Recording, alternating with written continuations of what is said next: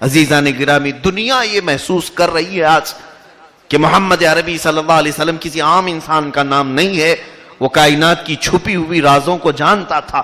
پھر ان کی ہی امت، ان کی قوم حضور پاک صلی اللہ تعالی علیہ وسلم کی تعلیمات سے اتنی دور ہے کہ آج صحیح طریقے سے میرے آقا کا بایو ڈاٹا معلوم نہیں ہے۔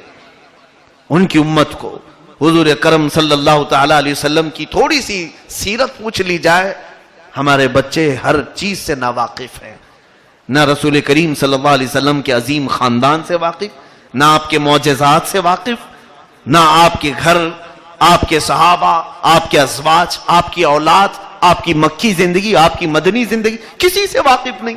پھر کس چیز سے واقف ہو آپ؟ کس چیز سے واقف ہو آپ؟ آج کے دور میں پوری امت مسلمہ کو دنیا نے کس چیز پر لا کر کھڑا کیا ہے؟ انٹرنیٹ پر، گوگل پر۔ یہی تماشا بنا رکھا ہے مسلمانوں کے ساتھ آج۔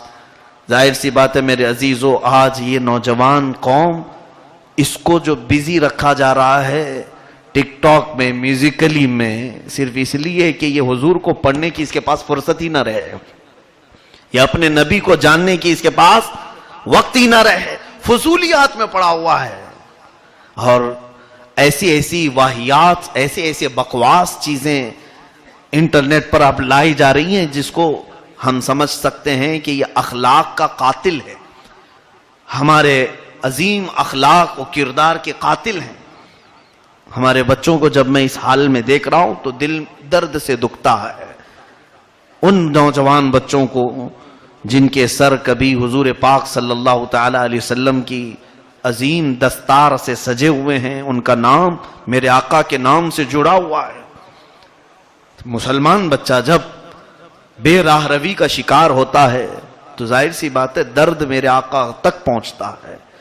قرآن ان کے متعلق فرماتا عزیز علیہ ما عنتم، تمہارا تکلیف میں پڑنا اس نبی کو دیکھا نہیں جاتا۔ عزیزان محترم، میں حضور کی وہ بات یاد کرتا ہوں کبھی تو اپنے آپ پر بھی بہت افسوس ہوتا ہے مجھے۔ ایک یہودی کا جنازہ جا رہا ہے، حضور پاک صلی اللہ علیہ وسلم رونے لگے کھڑے ہو کر کے۔ صحابہ فرماتے ہیں، ہم نے عرض کیا یا رسول اللہ صلی اللہ علیہ وسلم، یہ جنازہ یہودی کا ہے، اس پر کیوں رو رہے ہیں آپ؟ یہودی کا ہے۔ رسول کریم صلی اللہ علیہ وسلم نے فرمایا ہاں مجھے معلوم ہے یہ یہودی کا ہے، لیکن مجھے اس بات کا غم ہے کہ اس کی زندگی میں اس تک پہنچ نہیں سکا۔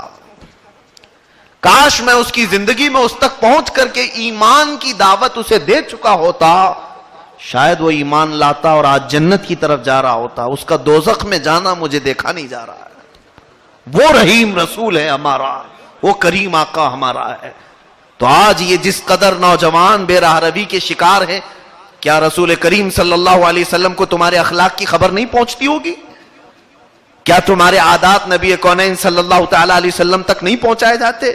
بلکہ حدیث پاک ہے، ہر پیر اور ہر جمعرات کو فرشتے میری پوری امت کے اعمال میرے پاس لا کر دکھاتے ہیں، یا رسول اللہ فلاں کا بیٹا آج یہ کر رہا تھا، فلاں کا بیٹا آج یہ کر رہا تھا۔ تمہارے باپ کے نام سے حضور کے پاس پوری ہمارے ہفتے بھر کی ایکٹیویٹیز پہنچائی جاتی ہے۔ اور میرے آقا صلی اللہ علیہ وسلم نے اپنی زندگی میں فرمایا کہ پھر میری امت کے اعمال اگر اچھے پہنچتے ہیں تو میں خوشی کا اظہار کرتا ہوں اور رب کا شکر بجا لاتا ہوں، اور جب برے اعمال میرے سامنے پیش کیے جاتے ہیں کسی کے، مجھے غم ہوتا ہے اور میں رب کی بارگاہ میں اس کے لیے استغفار کرتا ہوں۔ لیکن بچے کو ہمارے پتہ ہی نہیں کہ تمہارے نبی اب بھی قبر میں تمہارے لیے استغفار کر رہے ہیں، خبر ہی نہیں آج نوجوان کو۔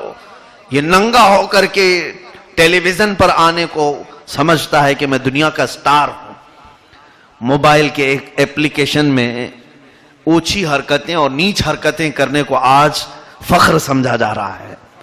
یہ جو ایک بلا چلی ہے ٹک ٹاک کی یا میوزیکلی نام سے، اس میں پوری تقریباً نوجوان نسل کو برباد کرنے کے لیے، پہلے ہوتا تھا کہ فلموں سے لوگ ڈرتے تھے، اور ظاہر سی بات ہے فلموں کا مجال، فلموں کی فیلڈ بڑی ہے، وہاں تک پہنچنے کے لیے اب سب کو پتا چل گیا کہ وہاں پہنچنے کے لیے بہت پاپڑ بیلنے پڑتے ہیں، پیسے کھلاؤ، رشوت کھلاؤ اور پتہ نہیں کیا کیا، اپنا جسم بیچو، سب کرو۔ پھر جا کر کے وہاں نمبر لگے گا. تو سب نہیں کر پا رہے تھے وہ گناہ جو ایکٹر کر رہے ہیں یا ایکٹریس کر رہے ہیں. یہودیوں نے یہ سوچا کہ یہ چند ہی لوگ کیوں گناہ میں رہیں, گنے چنے ایکٹر ہوتے ہیں, گنے چنے ایکٹریس ہوتے ہیں کل ملا کر کے, اور سارے گناہوں کا بھرم تو انہی کے پاس ہے. سوچا کہ ہر ایک کو ایکٹر بنا دیا جائے موبائل کے ذریعے سے. یہ ڈپلیکیٹ یا نقالی کر کے ہر آدمی, ہر نوجوان یہ سوچ رہا ہے کہ میں اب ہیرو بن گیا, میں ایکٹر بن گیا. یہ بہت ساری چیزیں ابھی ابھی میرے پاس پہنچی. میرے پاس, میں اس تحقیقات میں بھی چند دنوں پہلے ایک دوسرے شہر میں تھا, وہاں کی بلا ایسی ہے. سعودی عرب کی ایک بات بتا رہا ہوں کہ یہی جو سٹار بنتے ہیں ایپلیکیشن کے, نہ جانے کئی ایسے ویڈیوز بنا کر کے شیئر کرنے والا ایک نوجوان سعودی کا, وہ اس نے خود لکھا ہے کہ بہت سارے ویڈیوز اس نے بنائے اور اس کے فالوورز لاکھوں میں آئے ہیں. اسی کی بس ایک طلب رہتی ہے ان کو, اور باقی کچھ اس کا فائدہ نہیں ہے, فالوورز بنانا ہے. بہت سارے اس کے فالوورز لاکھوں کی تعداد میں ہیں. وہ کہتا ہے میں نے ایک ویڈیو بنائی, غور سے سنیں اس بات کو وہ نوجوان جو اس میں اپنا وقت برباد کر رہے ہیں. کہتا ہے میں نے ایک ایسی ویڈیو بنائی جس میں میں اپنی موت کا ڈرامہ کیا, یعنی کسی دوسرے کے ذریعے سے میں نے اپنے مرنے کی خبر نشر کر دی کہ جو ٹک ٹاک پر یا میوزیکلی پر مشہور تھا, فلاں شخص اس کا انتقال ہو گیا ہے, دوسرے دن اس کی مٹی ہے. فالوورز جتنے تھے انہوں نے اس پر جو کہنا تھا وہ انٹرنیٹ پر ہوا پر ہی سب تعزیت ہوتی ہے, ہوا پر ہی مبارکبادی بھی ہوتی ہے. اب تو رشتے ہی ختم ہو گئے ایک دوسرے سے ملنے کے, سب موبائل پہ ہوتا ہے. کہتا ہے دوسرے دن جب یہ خبر پہنچی, میں اکیلا رہتا تھا گھر پر, میں نے دیکھا کہ کتنے میرے فالوورز میرے جنازے پر آج آنے والے ہیں. جھوٹی خبر ہی تھی. کہتا ہے کہ سوائے میری ماں کے کوئی نہیں آیا. دوسرے دن کوئی نہیں تھا. اس نے ایک چیز یہ لکھی اور کہا کہ یہ بکواس ہے. نوجوان کیا سمجھ رہا ہے کہ یہ لاکھوں کے جو فالوورز ہیں یہ میرے دکھ درد میں آئیں گے؟ یہ صرف تمہارے جسم کی نمائش کا مزہ لیتے ہیں اور باقی کوئی تمہارے ساتھ کسی بھی تکلیف میں آنے والا نہیں. آج ٹک ٹاک کی ویڈیو بنانے والے کو میں کہتا ہوں, تمہیں اگر کینسر ہو جائے یا تمہاری کڈنی چلی جائے, تمہارے فالوورز کو دعوت دو کہ کتنے آئیں گے تمہیں اپنی کڈنی ڈونیٹ کرنے کے لیے, کتنے آئیں گے تمہارا کینسر کا علاج کروانے کے لیے. خامخواہ ان لوگوں کے اوپر بھروسہ کر کے تم ننگے ہو جا رہے ہو, تم برباد ہوئے جا رہے ہو. اے میرے عزیز, تجھے معلوم نہیں حقیقت میں تجھ سے اگر کوئی محبت کر سکتا ہے تو تاجدار دو عالم صلی اللہ علیہ وسلم, جو یہاں پر بھی محبت کرتے ہیں, اور تمہاری قبر کی تاریک اندھیری رات میں بھی اگر کوئی روشنی لا سکتا ہے تو مدینے کا تاجدار ہے میرے آقا صلی اللہ تعالی علیہ وسلم. حدیثیں پڑھو, آپ حدیثیں پڑھو. اس نوجوان کی قبر میں میرے آقا تشریف لاتے ہیں جس نے دنیا کو صرف اس لیے چھوڑا کہ میرے نبی مجھ سے ناراض نہ ہو جائیں, میرا آقا مجھ سے روٹھ نہ جائے, اس لیے کوئی نوجوان دنیا کو اس لیے چھوڑا. فرماتے ہیں روایات میں کہ اللہ کے نبی صلی اللہ تعالی علیہ وسلم اس کی قبر کی تختیاں بند ہونے سے پہلے پہنچتے ہیں, منکر نکیر کے آنے سے پہلے اس کے سرانے کے پاس پہنچتے ہیں. اور منکر نکیر کے آنے کا طریقہ اللہ اکبر حدیث میں ہے, وہ بڑی عجیب و غریب شکل کے ہوتے ہیں, نیلی آنکھیں, کالا چہرہ, بڑے بال, دانتوں سے زمین کو اکھاڑتے ہوئے آتے ہیں اور مردے کو کھینچ کر اٹھاتے ہیں. اس کیفیت میں وہ قبر میں آتے ہیں. اللہ کے رسول صلی اللہ تعالی علیہ وسلم کی حدیثیں پڑھو اے میرے بچوں نوجوانوں. فرماتے ہیں وہ نوجوان جس نے اللہ کے نبی کے خیال کرتے ہوئے دنیا کو چھوڑا تھا, حضور اس کے پاس کھڑے رہتے ہیں. نکیرین جیسے ہی آتے ہیں قبر میں, حضور فرماتے ہیں آہستہ سے جگانا یہ میرا غلام, آہستہ سے جگاؤ. اب آگے کی بات سنیں. تفسیر میں یہ فرمایا گیا منکر نکیر کو حضور کا صرف آرڈر ہوا تھا آہستہ سے جگاؤ, وہ معافی طلب کرتے ہوئے رخصتی ہو جاتے ہیں. آقا جس کے حامی آپ ہیں اس سے سوال کرنا ہی کیا ہے, جس کی قبر میں آپ کھڑے ہوں اس کی حمایت میں اس سے سوال کرنا ہی کیا ہے. زندگی گزارو تو وہ زندگی جس میں تمہاری قبر میں روشنی لے کر میرے آقا تشریف لائے. اے میرے عزیزو, قرآن کی بات پر اگر یقین نہیں ہے تو پھر وہ مسلمان ہی نہیں ہے، پھر اس کو کوئی نصیحت کام بھی نہیں کر سکتی۔ ایک بات یاد رکھیں، میں ان لوگوں کو نصیحت کرتا ہوں جو قرآن کو اللہ کی سچی کتاب تسلیم کرتے ہیں، جو اللہ کے نبی محمد عربی صلی اللہ تعالیٰ علیہ وسلم کو اللہ کا آخری رسول سمجھتے ہیں، میں ان کو نصیحت کر رہا ہوں۔ اور باقی جس کے دل میں ایمان ہے ہی نہیں، وہ قرآن کو اللہ کی کتاب نہیں مانتا، میرے آقا کی کوئی حیثیت اس کے دل میں ہے ہی نہیں، تو میرا اس سے کوئی سروکار نہیں، کوئی کلام نہیں۔ تم جانو، تمہارا عمل جانے، تم قیامت کے دن دیکھو گے کہ تمہارے ساتھ کیا حشر ہوگا۔ لیکن جو بچے، جو نوجوان میرے آقا کا نام لیتے ہیں، قرآن کو اللہ کی کتاب سمجھتے ہیں، میں انہیں دعوت ضرور دوں گا، میں انہیں بلاؤں گا، اس وقت تک بلاؤں گا جب تک وہ آ نہ جائیں میرے آقا کونین صلی اللہ تعالیٰ علیہ وسلم کی اس اطاعت پر۔ میرے عزیزو، دنیا کی مکر اور دنیا کے ہیلے اور ان کے دھوکے کو سمجھو۔ تم یہ سمجھ رہے ہو ہماری آسانی کے لیے انہوں نے اپلیکیشن بنا دی ہیں کہ ہم یہاں سے ہیرو بن سکتے ہیں؟ نہیں، یہ تمہیں برباد کرنے کی سازشیں ہیں۔ وقت تمہیں بتائے گا چند دنوں کے بعد، جب دنیا تمہیں پوچھنا بھی چھوڑ دے۔ اور ایک بات یاد رکھنا کہ حسن سب کچھ نہیں ہوتا ہے۔ جن لوگوں کو ایسا لگتا ہے کہ میری جوانی آج بھری جوانی ہے، چہرہ دیکھنے کے قابل ہے، بال اچھے ہیں، میں فیشن کر سکتا ہوں، تو یہ تمہاری خام خیالی ہے۔ تمہاری جوانی کو جانے میں بہت وقت نہیں لگے گا، بہت جلدی یہ ضائع ہونے والی، ختم ہونے والی۔ تم اپنے چہرے کی جھریاں چھپانے کے لیے آئینے سے بھاگو گے، آئینے میں چہرہ دیکھنا بعد میں مشکل ہو جائے گا۔ اور رب ذوالجلال قرآن میں فرماتا ان بطش ربک لشدید، بے شک تمہارے رب کی پکڑ بہت سخت ہے۔ تجھے آج رب نے چہرہ دیا ہے تو کیا یہی مرد عورت بن جائے؟ عورت مرد کی شکل اختیار کرے، اسی لیے رب نے چہرہ تمہیں اچھا دیا؟ یاد رکھنا، ایک منٹ کا بھی وقت نہیں لگے گا تمہارے چہرے کو خنزیر کی شکل میں بدلنے کو۔ رب اگر پکڑ کرنے پر آ جائے تو منٹ بھی نہیں لگے گا کہ تمہارا چہرہ گدھے کی شکل اختیار کر جائے۔ اور پھر وقت ایسا بھی آ سکتا ہے کہ لوگ جنازہ اٹھانے سے بھی کترائیں گے۔ میں نے اپنے بچپن میں نام نہیں ذکر کرتا، عیب کی بات ہے، لیکن اتنا ضرور ہے عبرت کے لیے میں ذکر کروں گا۔ ایک جنازہ میں نے ایسے بھی دیکھا کہ جنازے پر حاضر ہونے کے وقت بار بار غسل دیا جا رہا تھا، بار بار غسل، اور غسل سے جیسے ہی لوگ فارغ ہوتے ہیں اندر حلق سے کالے کالے کیڑے باہر آ جاتے ہیں زبان پر سے۔ میری دیکھی ہوئی بات ہے، آج تک جسم تھر تھراتا ہے، میں نے میت ایسی کیوں دیکھی؟ اس کے بعد حتیٰ کہ چہرہ چھپایا گیا تھا اور کفن کو ڈھانک دیا گیا تھا، میں نے کیڑے دیکھے ہیں، منہ بند کرنے کے لیے پٹی باندھی گئی تھی اوپر سے ٹائٹ، پھر بھی ہم نے دیکھے جبڑے کے باہر سے کیڑے نکلتے ہوئے۔ یہ آئے کہاں سے؟ کیوں آئے؟ ہے میرے عزیزوں، سنبھلنے کا یہاں پر موقع ہے۔ مولا تعالیٰ اگر کسی کو ذلیل کرنا چاہے تو اس کے لیے وقت نہیں لگتا، بہت جلد وہ بندہ ذلت کا شکار دنیا میں بھی ہوگا، اور پھر آخرت کی سزا کا تم سوچ بھی نہیں سکتے۔ آخرت میں جو رب تعالیٰ سزا دے رکھا ہے وہ سوچ بھی نہیں سکتے، اتنی بڑی سزائیں ہیں۔ قرآن پاک میں اللہ فرماتا کلما نضجت جلودہم بدلناہم جلودا غیرہا لیذوقوا العذاب۔ قرآن پاک کی آیت پڑھو، میرا رب فرماتا ہے میں میرے نافرمان بندوں کو جب دوزخ میں ڈالوں گا، آگ انہیں چکھاؤں گا، اور جب جب جہنم کی آگ سے ان کی چمڑی پک جائے گی، ان کی چمڑی کو میں بدل دوں گا تاکہ نیا عذاب پھر سے چکھ سکے۔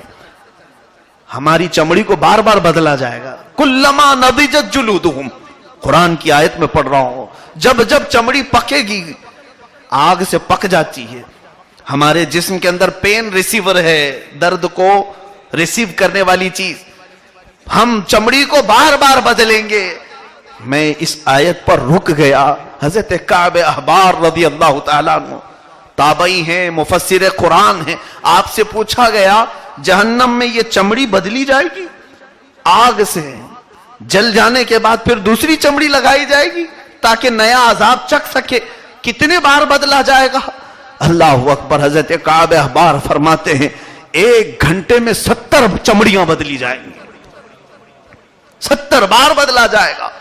اب میں نے منٹ کے حساب سے کیلکولیٹ کیا تو پر منٹ 2 بار چمڑیاں بدلنے پر بھی 70 نہیں ہو رہی ہیں, یعنی 70 پر منٹ ایک چمڑی بدلی جائے تو بھی جو ہے گھنٹے میں 60 منٹ ہوتے ہیں, اور 70 چمڑیاں 1 منٹ سے پہلے ہی بدل دی جائے گی, صرف اس لیے کہ تم پین ریسیو کر سکو, نیا نیا عذاب چکھ سکو. اسی لیے میں کہتا ہوں وہ چیز تم سوچ بھی نہیں سکتے, تصور بھی نہیں کر سکتے. حضرت سفیان ثوری کی دعا میں بار بار یہ کرتا ہوں, الہی لست للفردوس اہلا ولا اقوی علی نار الجحیم. اے رب میں تیری جنت میں جانے کے قابل تو ہوں نہیں, لیکن اے مولا تیری دوزخ کے عذاب کو سہنے کے قابل بھی نہیں ہوں. فاغفر ذنوبی بفضل جودک یا اللہ. اے اللہ بس تو اپنے فضل سے مجھے معاف کر دے, باقی تو اگر حساب لینے پر آئے تو ہم میں سے کوئی بھی تیرے حساب پر اتر ہی نہیں سکے گا. اے میرے عزیزو, آج میں یہ جذباتی باتیں نہیں ہیں, یہ درد کی بات ہے. جو قوم اپنے نبی سے پھر چکی ہو اس کا مستقبل کیا ہو سکتا ہے آپ اچھی طرح سے جانتے ہیں. بلکہ ہم دنیا میں یہ سمجھتے ہیں وہ بیٹا بڑا نالائق ہے جو اپنے باپ سے پھرا ہے, وہ شاگرد بدتمیز ہے جو اپنے استاد کے قریب نہیں رہتا, پھر گیا ہو. جب یہاں استاد اور شاگرد باپ اور بیٹے کے رشتے میں بدتمیز اور بد اخلاق کہا جاتا ہے تو وہ امت کیسی جو اپنے رسول سے پھر چکی ہو, جو اپنے نبی سے دور ہو چکی ہو. اللہ کے نبی صلی اللہ تعالی علیہ وسلم کا چہرہ پسند نہیں, رسول کریم صلی اللہ علیہ وسلم کے کپڑے پسند نہیں, حضور کے کھانے کے طریقے پسند نہیں, حضور صلی اللہ تعالی علیہ وسلم کے طریقے پسند نہیں. محبت کے دعوے کہاں ہیں ہمارے پاس؟ آج ہمیں اپنا بستر پیارا ہے. میرے آقا کونین صلی اللہ تعالی علیہ وسلم, ٹھنڈیوں کی رات ہیں, سخت کڑاکے کی ٹھنڈیاں ہوتی. ماں عائشہ صدیقہ فرماتی ہیں اس وقت مدینہ طیبہ میں ٹھنڈیوں میں میرے آقا کھڑے ہو جاتے تھے مصلی بچھا کر رات بھر. میں پوچھتی ہے آقا آپ تو بخشے ہوئے ہیں, آپ مالک جنت ہیں, رات بھر عبادت کرنے کی ضرورت کیا ہے؟ اللہ کے حبیب فرماتے ہیں یہ میری امت کے لیے کرتا ہوں, یہ میری امت کے لیے میں کرتا ہوں. میری امت اتنا نہیں کر سکے گی, میں اللہ کو منانے کے لیے, اس کے غضب کو ٹھنڈا کرنے کے لیے, میں اس کے غضب کو ٹھنڈا کرنے کے لیے عبادت کرتا ہوں. اے عزیزان گرامی وقار, رب تبارک و تعالیٰ کے اس کلام پر جمع ہو جاؤ, جو بگڑے ہیں ان تک پہنچاؤ.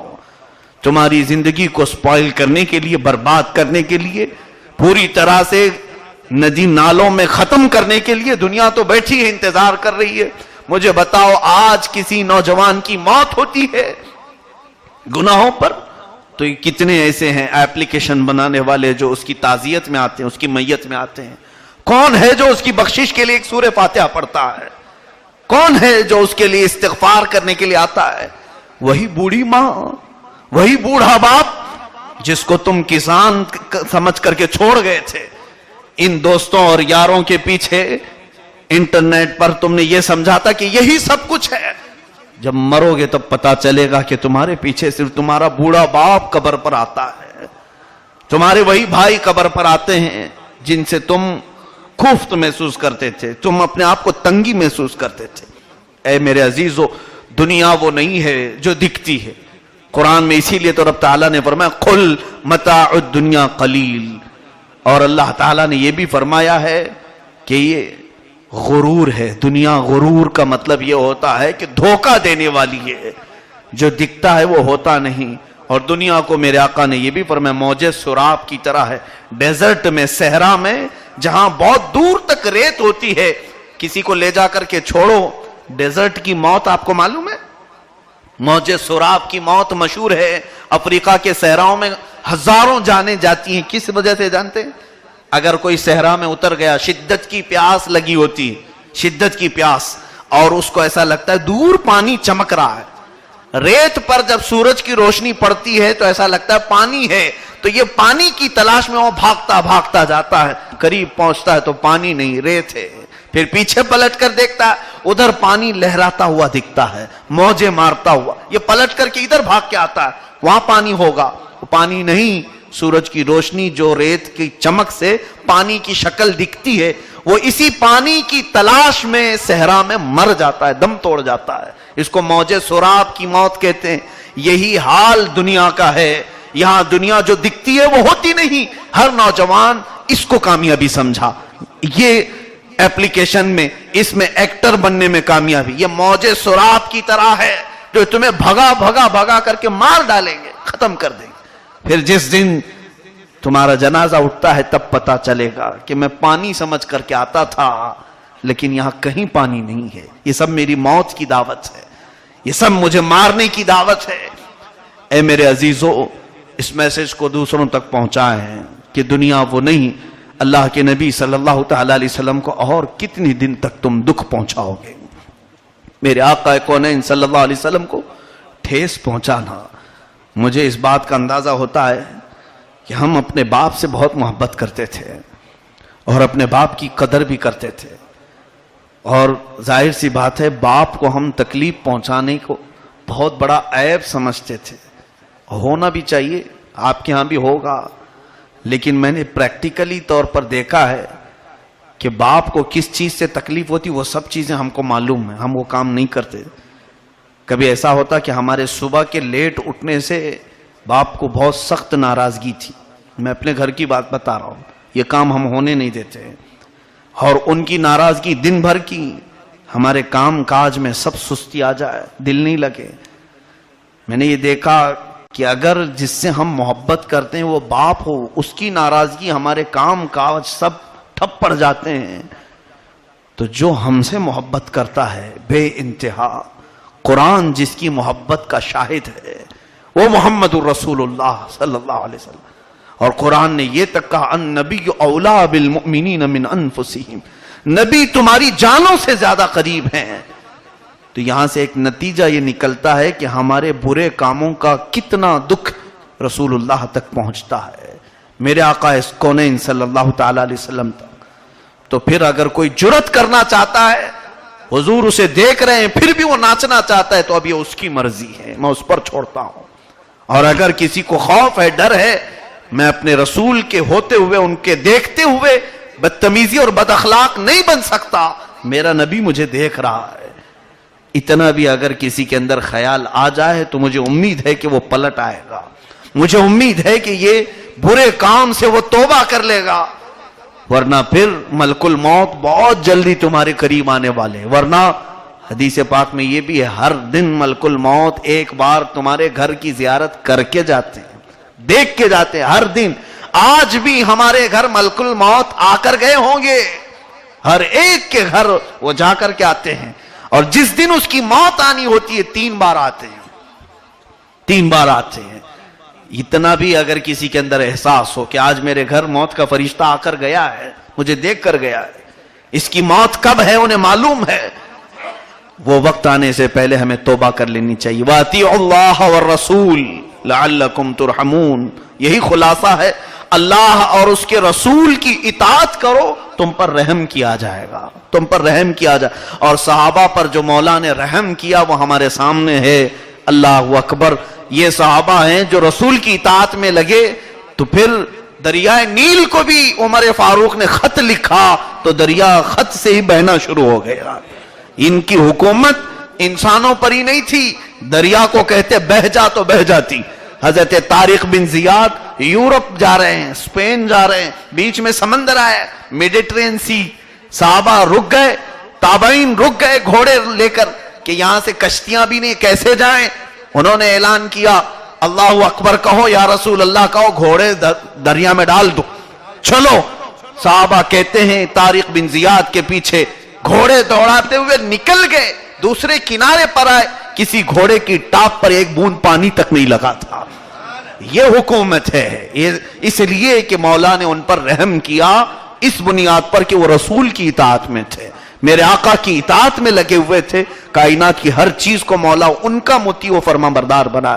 جانور کیا، شجر و حجر کیا، پیڑ و پودے کیا، دنیا کی ہر چیز. میاں اتنا ہی نہیں، اگر رسول کی اطاعت کرنے والا سچا غلام سورج کو رکنے کا حکم دے تو سورج رک جائے. سورج اس کے لیے رک جا، کیونکہ قرآن کہتا ہے وَسَخَّرَ لَكُمُ الشَّمْسَ وَالْقَمَرَ، ہم نے چاند اور سورج کو تمہارے تابع کیا ہے، تمہارے تابع کیا ہے۔ رکے گا ایسے کہ دنیا کو لگے گا کہ سورج چل رہا ہے، اور تمہارے لیے مولا اسی سورج کو 100 سال کے لیے بھی ٹھہرا دے گا، 100 سال کے لیے بھی ٹھہرا دے گا، جہاں وہیں رہے گا۔ تمہارے وقتوں میں برکت ہوگی، تمہاری زندگیوں میں برکت ہوگی۔ آج یہی تو ہمیں سمجھ میں نہیں آتا ہے۔ اولیاء کاملین کی زندگی بھی اتنی ہی تھی جتنی ہماری ہے، 60 سال کی زندگی، 65 سال کی، لیکن وہ کام 1000 سال کا کر کے جاتے تھے۔ 1000 سال کا کام کیسے کرتے تھے 60 سال کی زندگی میں؟